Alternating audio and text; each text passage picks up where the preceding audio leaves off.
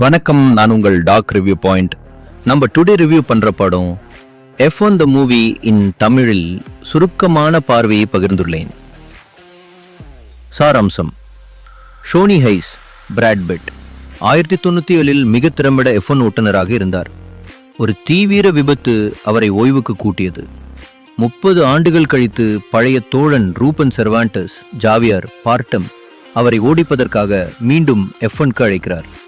இப்போது ஒரு இளம் ரோஹி ஓட்டுநர் ஜாஷுவா பியர்ஸ் டாம்சனெட்ரிஸ். அழகான ஒன் டாக் ரேசிங் காட்சிகள், உண்மையான F1 டிராக்குகளில் எடுக்கப்பட்ட புகைப்பட பாணி CGI இல்லாமல் மாடலாக இருக்கிறது.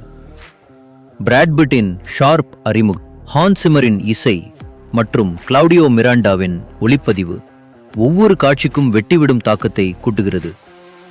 பலமானவை: சின்ன அளவில் வரிசைப்படுத்தப்பட்ட பின்னணி கதை, அண்டர் டாக் மற்றும் கோட்பாட்டின் மீதான முறைமையான கதைக்களம். டெக்னிக்கல் விவரங்கள்: F1ஐ முழுமையாக புரிந்து கொள்வதற்றவர்களுக்கு சற்று சிரமமாக இருக்கலாம். நியூயார்க்கர் பகுதி, அடிப்படை நெஞ்சமிட்டு பயிற்றுவிக்கப்பட்ட படம்.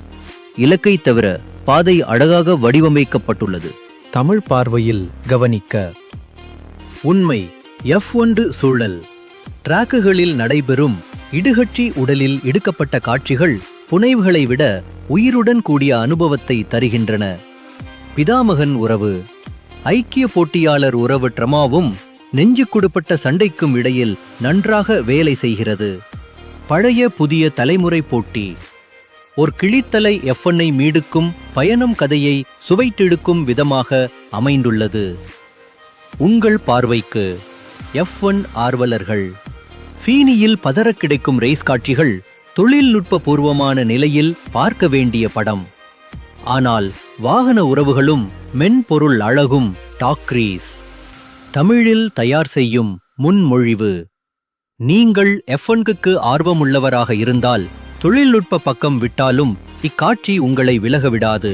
பிராட் பிட்டின் கார் காட்சிகள், ஹான்ஸ் சிமர் இசை மற்றும் ரீதிகள் அனைத்தும் சர்வோத்தமமாக உள்ளன.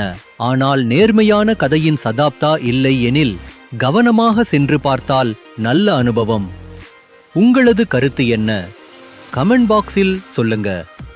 வணக்கம், அடுத்த மூவியில் சந்திப்போம். பாய் டாக் ரிவ்யூ பாயிண்ட்.